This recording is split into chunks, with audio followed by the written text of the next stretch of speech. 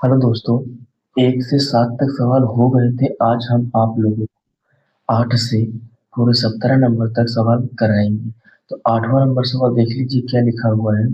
18 और 117 की एचसीएफ को 18m माइनस 117 के रूप में दर्शाया गया है। तो m का मान ज्ञात कीजिए, साथ ही 18 और 117 का एलसीएम भी ज्ञात कीजिए। तो इसमें से जितने सवाल है 11 नंबर के सवाल हैं, देख लीजिए सभी, स्क्रीनशॉट कर लेना। और आइए हम बोर्ड पर लिख देते हैं, फिर बोर्ड पर बताते हैं कैसे लगेंगे इसे।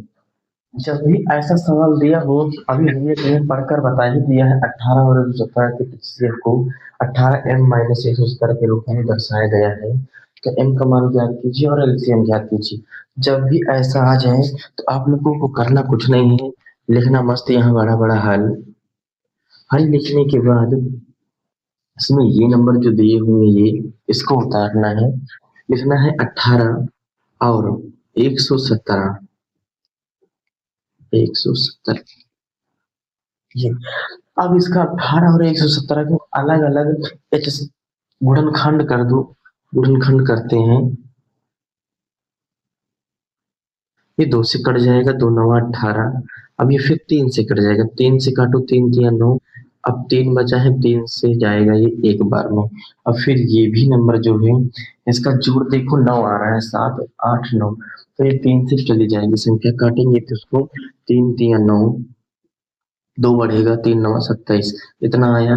फिर इसके बाद 3 1 कम 3, 3 3 9, 13 आया। 13 एक अभाज्य संख्या, किसी से नहीं जाएगी, 13 से जाएगी।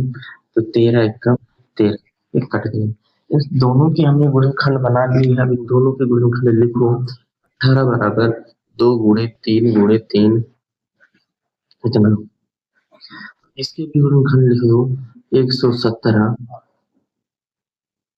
बराबर 3 गुणे 3 गुणे 13, तब हो गया। अब देखो इसमें किसके जोड़े बन रहे हैं, किसके जोड़े नहीं बन रहे। जिसके जोड़े बन रहे हो उसको लिख लो, जिसके जोड़े ना बन रहे हो उसको ना लिखो। लेकिन 1 3 ये, 1 3 ये, इसका जोड़ा बन रहा है।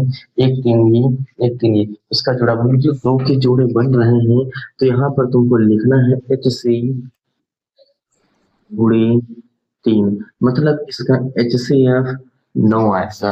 मासा इसका 9 आ रहा है। एचसीएफ को हिंदी में मासा कहते हैं। अब इसके बाद तुमको लासा निकालना है, एम का मान निकालना है, सॉरी, एम का मान निकालेंगे तो ये लिखना है तुमको।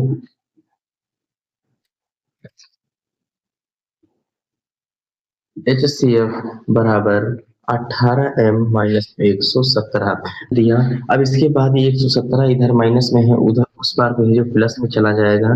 प्लस 117 बराबर का 18m। अब 117 और 9 जोड़ो, कितना होगा? ये 126 होगा। नोट कर लो, 126 बराबर 18m। अब ये जो 18 इसके नीचे चला जाएगा, आएगा 126/18 बराबर m। अब इसको काट दो। 18 एकम 18, 18 सत्ते 126। तो इधर आएगा तुम्हारा 7 बराबर m, यानी m बराबर 7। ये तुम्हारा एक आंसर आ चुका है m का।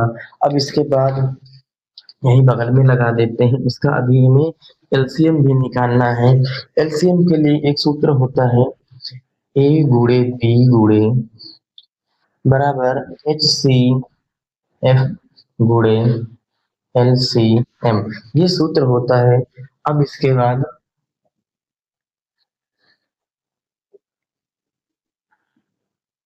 ए गुणे बी बराबर एच सी एफ गुणे एल सी एम, ये होता है। अब इसके बाद क्या करना है, ए नंबर हमारा 18 है और बी नंबर 117 है। तो यहाँ लिख दो 18 इंटू 117 बराबर एच सी एफ का मान वहां निकला था अभी 9, तो ये 9 लिख दो गुणे एलसीएम, ऐसे ही बड़ा रहे दो। अब क्या करना है, इसको इसके नीचे भेजो।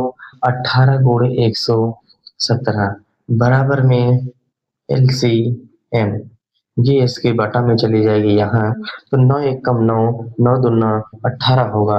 जितना बचा हुआ है उतना लिखो। 2 गुणे 117 बराबर एल सी एम। अब कुछ नहीं करना, 2 का गुणा 117 से कर दो, आंसर आ जाएगा। तुम्हारा आंसर आएगा एल सी एम बराबर 234। ये तुम्हारा आंसर है। अब क्या करना है, तीनों मान जो आए हुए हैं अतः हमें लिख दो अलग। यहाँ लिख देता हूँ, नोट कर लेना।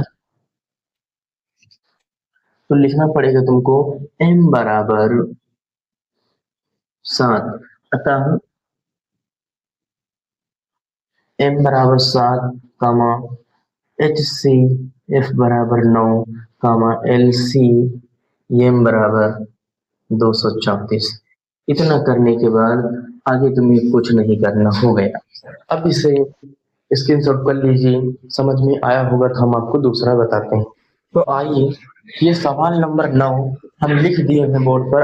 अभी आपको हमने किताब दिखाया था, वहां से मैच कर लेना यही सवाल है कि नहीं। यही सवाल है।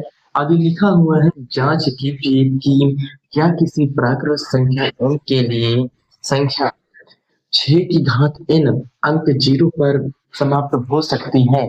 करते हैं, देखते हैं 6 की घात n पर 0 समाप्त होगी या नहीं होगी। तो लिखेंगे हल। हल लिखने के बाद आगे क्या करना है, पहले जो 6 लिखा है इसके गुणनखंड करो। अगर इसके गुणनखंड में 2 गुणे 5 आएगा तो 0 पर समाप्त होगी, अगर नहीं आएगा तो नहीं होगी। फिर इसको गुणनखंड करें हम, 2 3 6, मतलब कि 3 एकदम 3। इसके गुणनखंड जो है 6 के 2 गुणे 3 आ रहे हैं, 2 गुणे 3 आ रहे हैं। तो इसको क्या होगा कि 6 की घात n का 6 की घात n के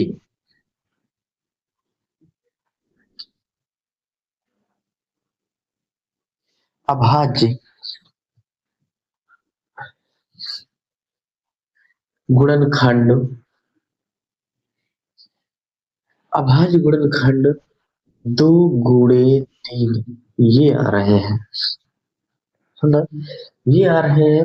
अगर हम यहाँ n की जगह पर यहाँ 6 लिखे, यहाँ 1 लिख दे, मतलब कि 6 एक बार लिखा है, इसके आंसर 6 आएगा। अगर 6 की जगह पर 2 लिख दें, इसका आंसर 36 आएगा। इसका मतलब 6 गुणे में 2 बार लिखा है। अगर यहाँ 6 की घात 3 लिख दे, n की जगह 3 रख दो, तब 6 की घात कितना, 6 गुणे में 3 बार लिखा है, 3 बार लिख लो, देखो कितना आता है। 36 का गुणा 6 से कर दो, 6 के 36 के 6 हासिल लगे 3, फिर 36 का 18, 18 कई 216 आएगा, इतना आ रहा है। मतलब कि ऐसा कोई नंबर नहीं है जो लास्ट में ऐसे 10 आ जाए। देखो इसके लास्ट में 10 आ रहा है, 10 के लास्ट में 0 है, 100 इसके लास्ट में 0 है, इनके लास्ट में कहीं भी 0 आ रहा है, ऐसे करके कहीं भी 0 नहीं आ रहा है। इसलिए यह संख्या 6 की घात n पर कभी भी समाप्त नहीं हो सकती है। तो इसका हम आपको आपको क्या लिखना पड़ेगा, देखो नोट में लिखते हैं। आइए नोट में लिखा देता हूं, अतः अतः ऐसी कोई संख्या नहीं है, अतः ऐसी कोई संख्या नहीं है जो 6 की घात n पर समाप्त हो सके। ऐसी कोई संख्या नहीं है जो 6 की घात n को 0 पर समाप्त करे, समाप्त करे।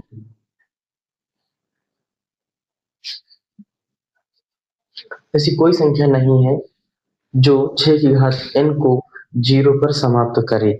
बस इसका आंसर यही हो गया। अब इसको नोट कर लीजिए। उम्मीद करते हैं अगर समझ में आ रहा हो तो लाइक और सब्सक्राइब जरूर करना और अपने दोस्तों के पास भेज देना।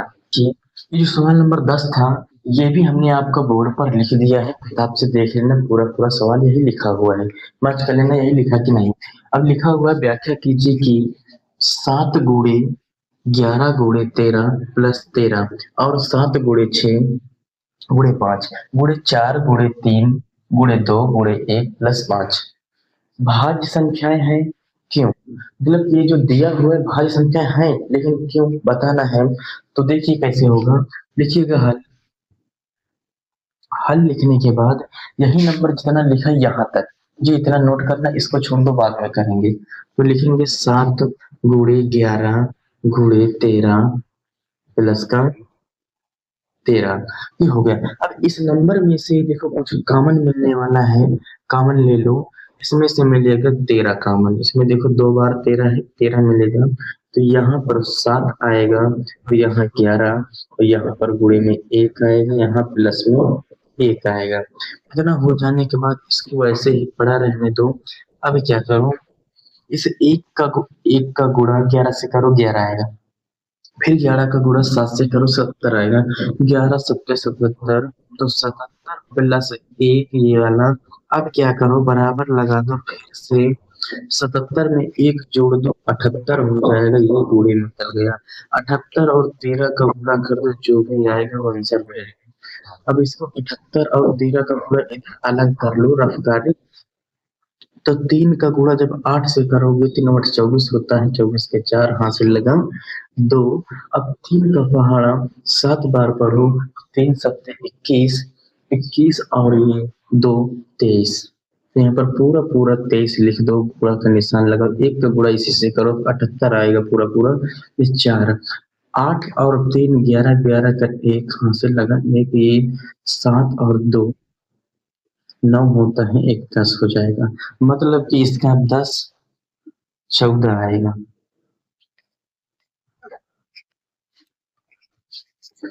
क्या करना, हम कैसे पता करें कि इसके ये भाज्य संख्या है या अभाज्य संख्या है। अगर इसके गुणनखंड 2 से अधिक आ रहे हैं तो ये भाज्य है, अगर 2 आ रहे हैं तो ये अभाज्य है। अगर इसको काटेंगे तो देखिए 2 से अधिक बार ही जाएगा। काटेंगे 2 पंछी 10, जीरो लगा, 2 सत्ते 14, इतना आएगा।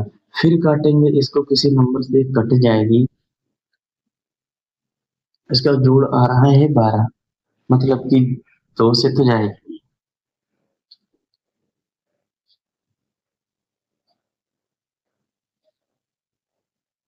कट जाएगी संख्या। इसके गुणनखंड 2 से ज्यादा आएंगे, इसीलिए ये संख्या भाज्य है। तो हम यहाँ पर लिख देंगे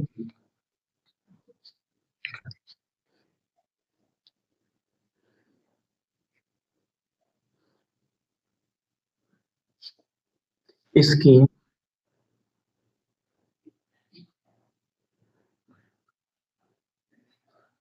इसके गुणनखंड इसके गुणनखंड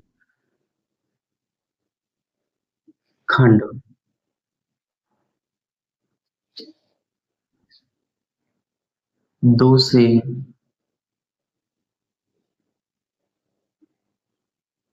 अधिक आ रहे हैं, अधिक आ रहे हैं, इसीलिए यह भाज्य है। इसीलिए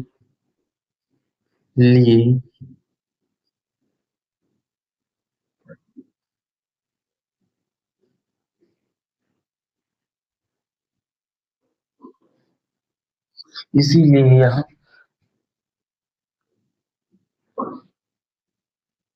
भाज्य संख्या है। जबकि इसके गुणनखंड 2 से अधिक आ रहे हैं, इसीलिए यह भाज्य संख्या है। अब इसका इसी तरह से दूसरा पाठ करना है। इधर का जो पाठ अभी बचा था उसको भी यहीं पर लिख लो। इसको यहाँ पर जब लिखेंगे तो होगा तुम्हारा 7 गुणे 6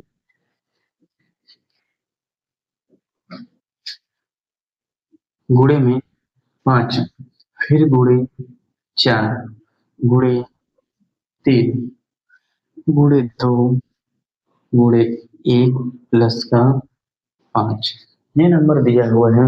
अगर इसमें से भी कुछ भी कॉमन मिल रहा हो तो कॉमन ले लो, ना मिले तो छोड़ दो। अब देखते हैं, ये बराबर तो अपनी तरफ से लगा लिए हैं, 5 कॉमन मिल रहे हैं तो 5 लगा लिया। और 7 गुणे 6 गुणे 1 गुणे 4 गुणे 3 गुणे 2 गुणे 1 + 1 ये बनेगा। अब इन सब नंबर का गुणा कर दो, 5 से गुणा कर दो। देखते हैं, अगर 1 का गुणा 2 से करेंगे 2 आएगा, 2 का गुणा 3 से करेंगे 6 आएगा, 6 का गुणा 4 से करो 24 आएगा, 24 गुणा 1 से करो 24 ही आएगा। मतलब कि यहाँ से लगाकर यहाँ तक गुणा करने पर 24 आ रहा है, यहाँ से यहाँ तक गुणा करने पर 24। अब इसका इससे कर दो 7×42, मतलब इसका गुणा 42 का गुणा 24 से करते जो भी आएगा आ जाएगा आंसर। करेंगे 8 आएगा।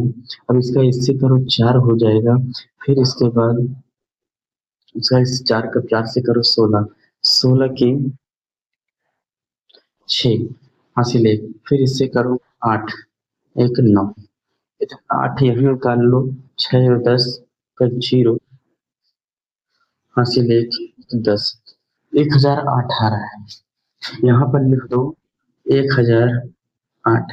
5 का गुणा 1008 से कर दो, जो भी आना होगा आ जाएगा। 5 का गुणा जब 8 से करेंगे 5 8 40, 40 का 0 हासिल लगा 4, 0 ये 40, 0 5, 50 40 आ रहा है इसका आंसर। 50 40। ये भी देखो, ऐसा नंबर अगर इसको काटा जाए तो इसके गुणनफल जो आएंगे 2 से अधिक बार ही आएंगे। देखकर ही पता चल रहा है 2 से अधिक बार आएंगे। तो आगे तुमको क्या करना है, लिख लेना, चाहे शॉर्ट लिखो चाहे लॉन्ग लिख दो, तो लिख दो यह भाज्य संख्या है। यह भाज्य संख्या है। बस ये हो गया। अब इसमें कुछ नहीं करना है, ये पूरा पूरा सवाल हो गया, इसको मत करना, इसको ना करना, ये रफ्तारी है। इस सवाल में इतना ही करना था। अगर ऐसे जितने भी सवाल हैं सब ऐसे ही कर देना, एक भी नंबर नहीं कटेगा, पूरा का पूरा नंबर कटेगा आपको। तो आइए हम आप लोगों को 11 नंबर सवाल दिखा देते हैं। इसको हम बोर्ड पर लिखेंगे नहीं, बड़ा है थोड़ा सा, अगर लिखेंगे तो टाइम ज़्यादा लगेगा, लॉन्ग वीडियो हो जाएगा। तो इस वजह से आप क्या करिए, ज़्यादा लॉन्ग हो जाएगा और तो इसको हम यहीं पर पढ़कर बता देते हैं और बोर्ड पर सीधे लगा देंगे ताकि ज़्यादा लॉन्ग वीडियो ना हो। और यहाँ पर लिखा हो किसी खेल के मैदान के चारों ओर एक वृत्ताकार पथ, वृत्ताकार मतलब गोल है, वृत्ताकार पथ है। इस पथ का इस पथ मैदान का एक चक्कर लगाने में सोनिया को 18 मिनट लगते हैं, जबकि इसी मैदान का एक चक्कर लगाने में रवि को 12 मिनट लगते हैं। मान लीजिए कि वे दोनों एक ही स्थान और एक ही समय पर चलना प्रारंभ करके करें, एक ही दिशा में चलते हैं, तो कितने समय बाद वे दोनों पुनः प्रारंभिक स्थान पर मिलेंगे। ये सवाल है, देख लिया होगा। आइए हम आपको बोर्ड पर बताते हैं, इसमें रही हैं। ये तुम्हारा सवाल नंबर 11 है। हम आपको सीधा हल करेंगे, सवाल लिखेंगे नहीं, हिंदी आप लोग लिख लीजिए, इधर हल करते हैं सीधा। जब भी इतना आ जाए पहले हिंदी लिखो। सोनिया को एक चक्कर लगाने में लगा समय 18 मिनट। सोनिया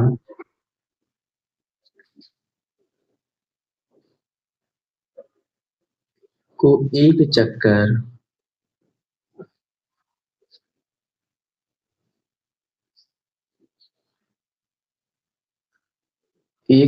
लगाने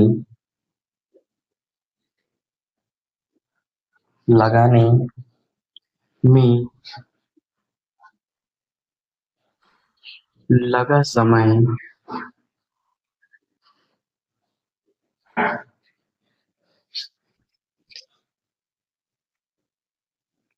बराबर 18 मिनट। एक सब 18 मिनट लगा हुआ है एक सोनिया को। तो देखिए रवि को कितना लगा हुआ है, यही रवि को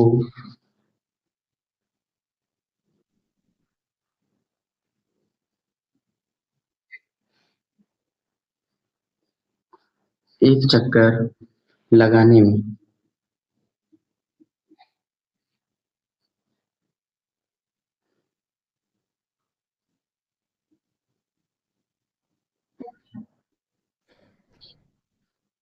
लगा समय 12 मिनट।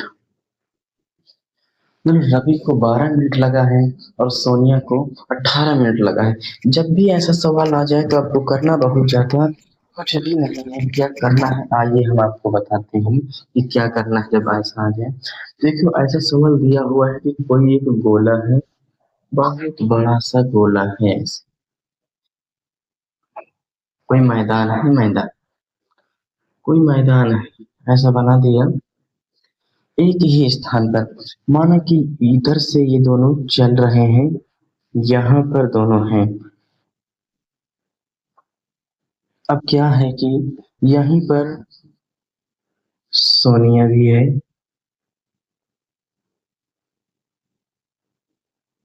ये सोनिया, इसका नाम सोनिया है और यहीं पर एक रवि है जी, यहीं पर रवि भी है। सोनिया इसी गोल वृत्त को एक बार पूरा घूमती है तो 18 मिनट लेती है।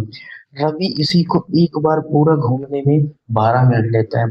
अब ये दोनों एक साथ चलेंगे, इसी गोले को घूमेंगे तो कितना समय लेंगे ये बताया जा रहा है। ये बताया जा रहा है तो आगे करना, इसमें कुछ नहीं करना। जब भी ऐसा सवाल बनकर आ जाए तो इस 18 और 12 का आपको लासा निकाल देना, कहानी हो जाएगी। और कुछ नहीं करना होता है, लासा निकालना होता है। तो इसका 18 के गुणनखंड करिए, 12 के गुणनखंड करिए, करते हैं। 2 9 18, 3 3 9, 3 1 3, ये कट गया। इसको भी काटो, 2 6 12, 2 3 6, 3 1 3, कट गए। सबके हमने गुणनखंड लिख दिए हैं। एलसीएम निकालने के लिए क्या करना होता है, देखो इसमें भी 2 है, इसमें भी 2 है, एक जोड़ा बन गया है। तो देखो एलसीएम बराबर, यहाँ एक बार 2 लिख दो। अब इसके बाद देखो इसमें 3 है, इसमें भी एक 3 है, फिर लिख दो 3। अब इसके बाद ये वाला 3 इसमें है, इसमें है नहीं है, तो ये 2 इसमें है, इसमें है नहीं है। तो अब क्या करना है इसको, मैं बहुत ज्यादा कुछ लिख, सॉरी, एलसीएम में ऐसा नहीं होता। अब ये गोल्डन खंड हो चुके हैं, या तो इसमें के या तो इसमें किसी एक के सारे गुणनखंड लिख लो। लिख लेते हैं हम, एल सी एम बराबर इसमें के जितने भी दिए सब लिख लो। 2 गुणे 3 गुणे 3 इतना। अब इसमें के तो हमने सब लिख लिए हैं। अब वो नंबर लिखना है जो इसमें इसमें ना मिला हो, इसमें मिल जाए तो वो लिख। देखो 2, 2 उसमें मिल चुका, ये वाला 2 नहीं लिखेंगे। फिर दूसरा 2 है, ये 2 इसमें नहीं मिला है, इसमें लिख लो। फिर आगे 3, ये 3 एक उसमें मिल चुका है, नहीं लिखेंगे, खत्म हो गया। अब क्या करना है, सब नंबर का गुणा कर दो। देखो 2 का गुणा 3 से करोगे 6 आएगा, 6 का गुणा 3 से करो 18, 18 का गुणा 2 से करो 36। तो यहाँ पर जो आंसर आ रहा है 36 आ रहा है, ये 36, यही हमारा फाइनल आंसर है, खत्म। और आगे कुछ नहीं करना। मतलब कि रवि और सोनिया को एक चक्कर पूरा घूमने में कितना मिनट लगेगा, 36 मिनट लगेगा। हो गया, नोट कर लीजिए। आइए हम आपको अब 12वां नंबर सवाल बताते हैं। सवाल नंबर 11 तक हो चुके हैं।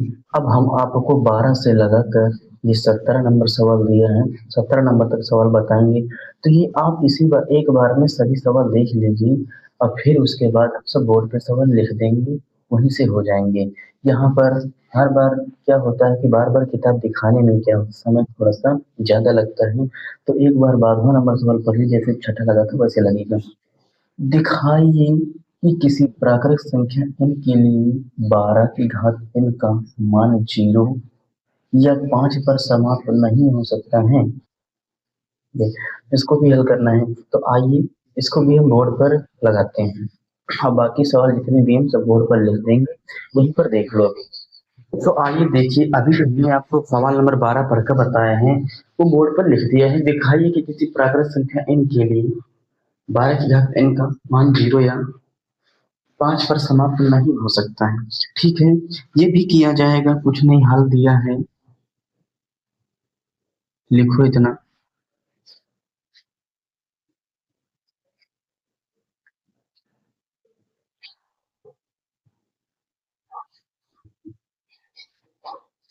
दिया है।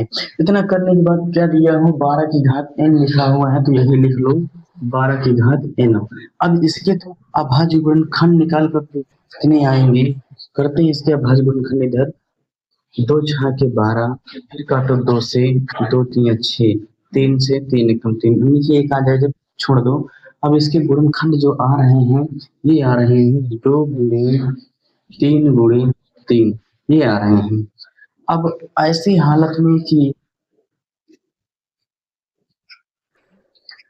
कोई भी नंबर हो, वह जीरो पर तभी समाप्त हो सकता है जब उसके लास्ट में ये गुणे में 2 गुणे 5 या 0 गुणे 5 आए, तभी यह 0 या 5 पर समाप्त हो सकती है। लेकिन इसमें ऐसा कोई नंबर ही नहीं है जो इसके अभाज्य गुणनखंड में 5 या 0 आ रहा हो, इसमें नहीं मिल रहा है। तो हम लिखेंगे यहाँ पर, थोड़ी सी ऐसे सवालों में हिंदी लिखनी पड़ती है ज्यादा। हम जानते हैं कि अगर किसी भी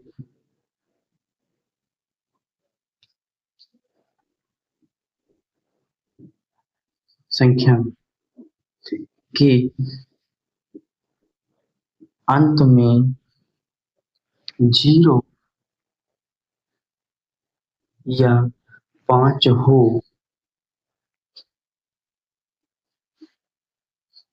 उस संख्या तो उस संख्या के अभाज्य गुणनखंड में 5 जरूर आता है। लेकिन इसमें 5 कहीं मिला ही नहीं इसके गुणनखंड में, तो यहाँ पर क्या हो जाएगा, अतः में लिख दो, अतः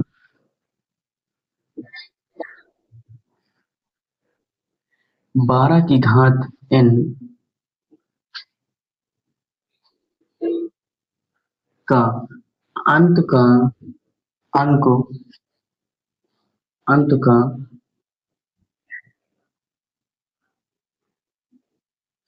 अंत का अंक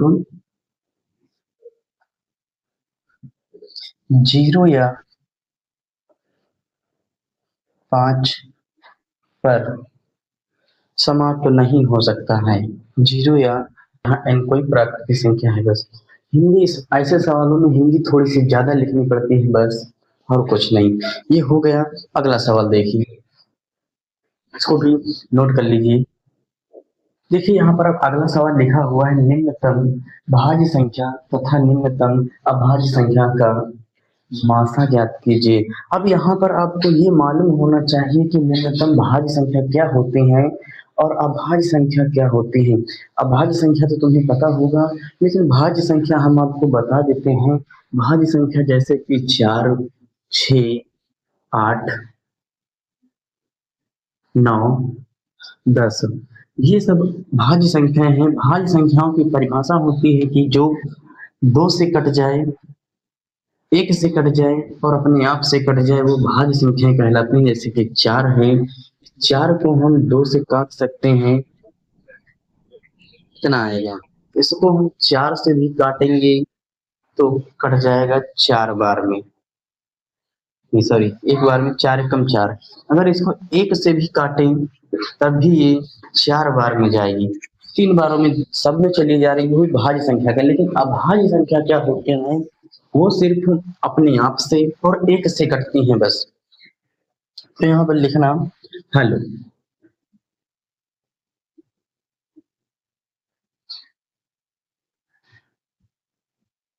निम्नतम भाज्य संख्या, निम्नतम भाज्य संख्या बराबर 4, और निम्नतम अभाज्य संख्या, निम्नतम अभाज्य संख्या 2।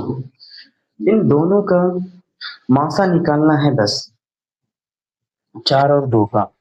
4 और 2 का मासा हो गया। लिखिए 2 गुणे 2 आएंगे, 2 के गुणनखंड लिखिए 2 गुणे 1 आएगा। अब इसमें मासा निकालने के लिए क्या होता है, HCF। तो इसमें जोड़े बना लो, किसके जोड़े, इसका जोड़ा नहीं बनना है, इसका जोड़ा बनना है, 2 आएगा, इसका आंसर ही 2 आएगा। हो गया इसका आंसर, इसका आंसर 2 आएगा। अब इससे ज्यादा इसमें कुछ नहीं करना। हो गया। इसमें हमने आप लोगों को 13 नंबर तक करवा दिया था, अब आपको 14 से 17 तक करवाने हैं बस। 14 नंबर ये हैं, 14 नंबर अब आपको सवाल करवाएंगे। अंकगणित की आधारभूत प्रमेय का प्रयोग करके 120 और 144 का लासा और मासा ज्ञात कीजिए। अब इसमें सवाल जितने भी हैं सभी सवाल देख लीजिए। अब इसमें जितने सवाल हैं आपको हम बोर्ड पर लिख लिख के एक एक समझा देंगे सभी, और बहुत आसानी से आ जाएंगे सभी सवाल। तो आइए बोर्ड पर सवाल को करते हैं। आइए, जो आपका सवाल था वो सवाल हमने आपको बोर्ड पर लिख दिया है। अंकगणित के की आधारभूत प्रमेय का प्रयोग करके 120 और 144 का लासा और मासा ज्ञात कीजिए। तो करना कुछ नहीं है, आराम से इन दोनों के गुणनखंड अलग अलग लिख लीजिए। करते हैं, पहले लिखना हल।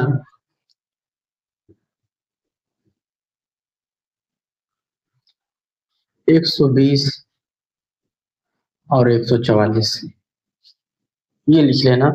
अब इसके बाद इन दोनों का गुणनखंड अलग अलग निकाल लो, इसका इधर निकाल लो, इसका इधर निकाल लेना। इसको हम काटेंगे तो 6 के 12 60 आएगा, फिर 2 3 6, फिर 2 से काटेंगे 15 आएगा, फिर ये 3 से कटेगा 3 5 15, फिर 5 से कट जाए 5 5 इतना आएगा। इसको काटो 2 से, 2 सत्ते 14, 2 दूना 4, फिर काटो 2 से, 2 3 6, 2 6 के 12, फिर 2 से 2 1 कम 2 2 8 16, 2 9 18, फिर 3 से काट दो, 3 3 9, फिर 3 से 3 1 3, ये कट गए। अब इन दोनों नंबर के गुणनखंड लिख लो।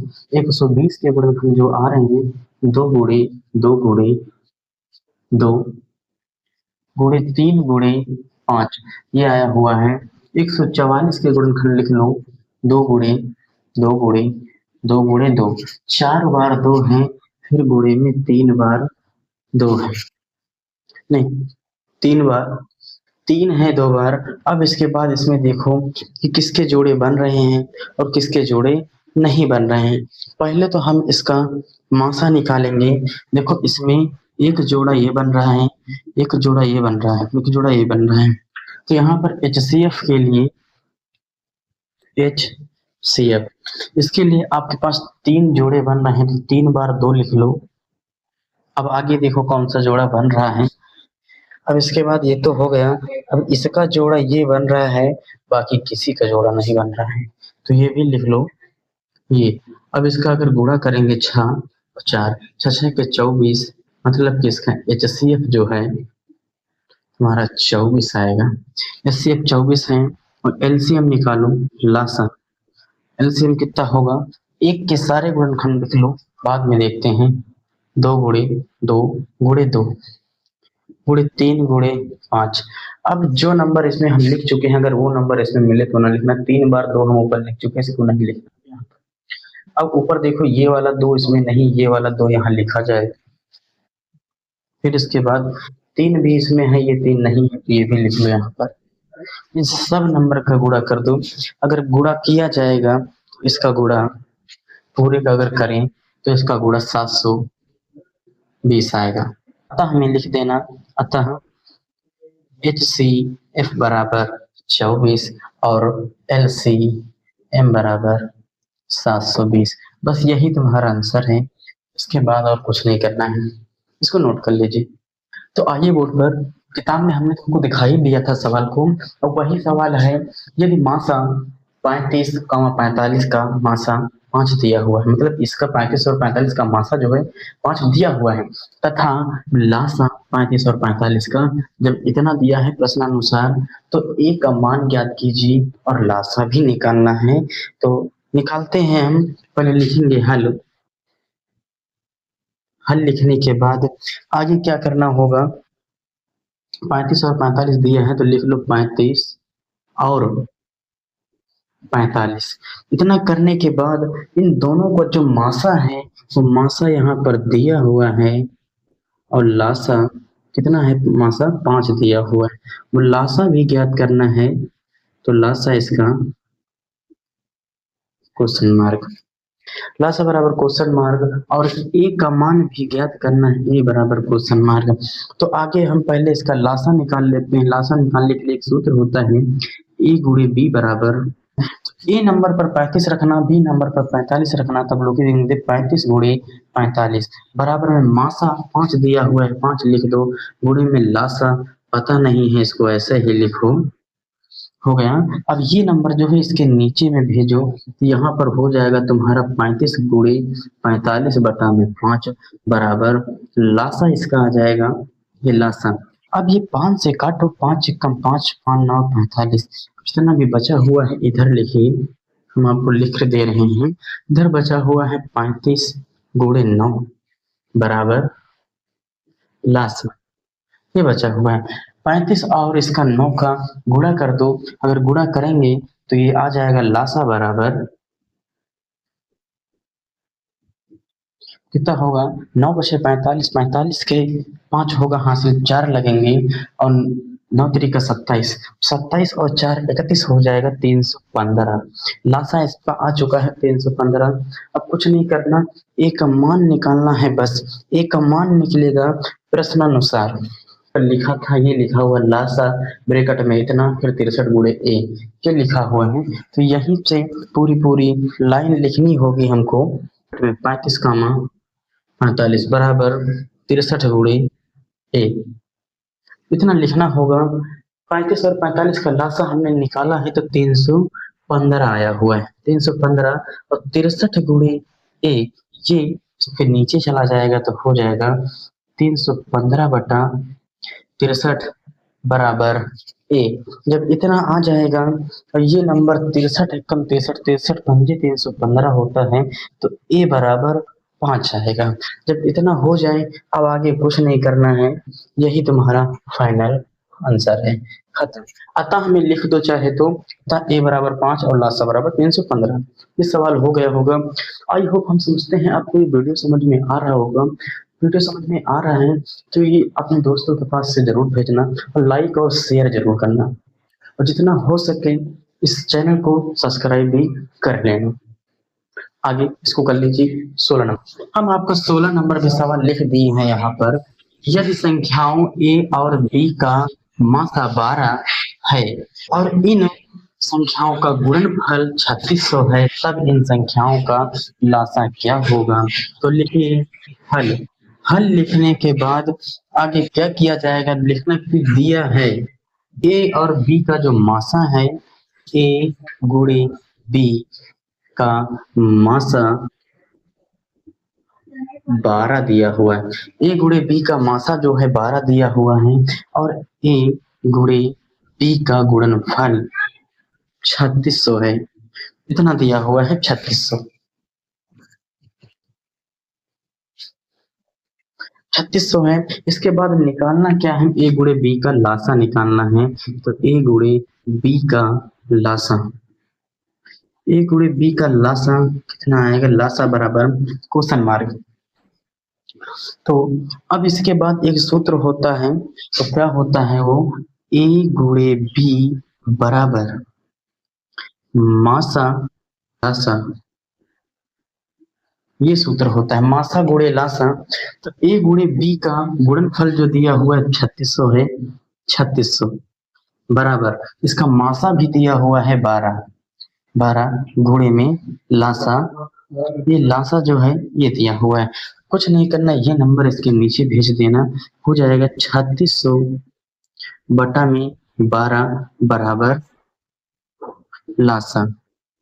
ये अब इसे काट दो, 12 एकम 12, 12 तो ये 36 होता है, 300 आएगा। मतलब कि जो लासा आ रहा है इसका, इंक नहीं बचती इसमें, लासा बराबर 300। बस यही तुम्हारा फाइनल आंसर है। हमसे लासा ही पूछ रहा था, बस हो गया, और कुछ नहीं पूछ रहा था। इसके बाद और कुछ नहीं करना है, सवाल हो गया है। अब आइए 17 नंबर सवाल, जो लास्ट सवाल बचा हुआ है इस आइए बच्चों देखिए, आपका जो लास्ट सवाल है 17 नंबर, वो भी हमने लिख दिया है। निम्नलिखित गुणनफल गुणनखंड यथास्कोप कीजिए और एक्स वाई तथा जेड के मान ज्ञात कीजिए। इसमें एक्स वाई जेड के मान निकालने हैं, तो इसमें देखो यहाँ से हम निकालेंगे, पहले एक्स का मान तो नहीं आएगा, अगर पहले तुम वाई का मान निकाल लो आराम से सभी मान आ जाएंगे। तो यहाँ पर लिखते हैं हम, ये पूरा इतना जो दिया हुआ है ये तुम्हारा पूरा क्वेश्चन है। हम ये जो हल है, इतना नीचे जगह नहीं बची है, इस साइड में लगा दे रहे हैं। इस बार लिखेंगे हल। हल लिखने के बाद अब आपको ज्यादा कुछ नहीं करना है, यहाँ से स्टार्ट करो। पहले y लिखा है तो y लिखो, फिर बराबर लगा, फिर इससे देखो कितनी लाइनें जुड़ी है, एक ये दो लाइनें जुड़ी हैं, तो दो नंबर भी लिखा हुआ है वहां पर, 3 गुणे 18 55, ये लिख दो, इन दोनों का गुणा कर दो, जो भी आएगा वो y का मान होगा। 55 56 आएगा इसका मान गुणा करने पर, 55 55 और 65, सॉरी 55 और 65। अब इतना हो जाने के बाद ये तुम्हारे y का मान पता चल चुका है। अब इसके बाद क्या करना है, अब हमें x का मान निकालना है। x का मान निकालने के लिए ये तुम्हारा y का मान है, ये y का मान, x का मान सबसे ऊपर ये देखो, पहले x लिखा हुआ था, x लिखो, फिर बराबर में, फिर ये दो लाइनें जुड़ी हैं तो इन दोनों को गुणे में लिख दो, गुणे y। अब क्या करना, x इधर ही रोको, दो गुणे y का मान तुम निकाल चुके, यही मान लिख दो y की जगह पर, 55 और 65। अब इन दोनों का गुणा कर दो, जो भी होगा वो x का मान आ जाएगा। x का मान होगा, इसका गुणा करेंगे तो आएगा 111 और 30, ये x का मान है, ये x का मान है तुम्हारा। अब कुछ नहीं करना है, अब z का मान निकालना है। ये देखो z का मान यहाँ से आएगा, तो सबसे पहले यहाँ पर लिखा कितना हुआ है, 371, बराबर लगा दो, इन नंबरों को गुणे में लिख दो, 7 गुणे जेड, ये नंबर इसके नीचे चला जाएगा, तो 371/7 बराबर जेड, ये आएगा। अब इसको अगर काटा जाएगा तो 7 एकम 7 और ये 53, मतलब कि तुम्हारा आंसर आ जाएगा जेड बराबर 53 आएगा, जेड बराबर आंसर जेड बराबर 53। बस कुछ न करना, अब अतः लिख देना यहाँ पर, अतः x बराबर 111 30 कॉमा y बराबर 55 65 और z बराबर 53, ये बस आपके जितने भी सवाल थे हमने सभी सवाल लगवा दिए हैं। आई होप, आप उम्मीद करते हैं कि ये वीडियो आपको समझ में आया होगा, और कोशिश करते हैं कि समझ में आया हो तो लाइक और सब्सक्राइब जरूर करना, सब्सक्राइब जरूर कर लेना इस चैनल को, और जितना हो सके उतना अपने दोस्तों के पास भेजना, और लाइक और कमेंट जरूर करना, जैसा भी समझ में आ रहा है तो भी करना, नहीं आ रहा है तब भी करना जरूर। अब ये आपका पहला लेसन जो था 1.1 ये पूरा कंप्लीट हो चुका है। अब हमको आगे अगले दिन अगले वीडियो में अगले चैप्टर के सवाल मिलेंगे आप लोगों को। धन्यवाद।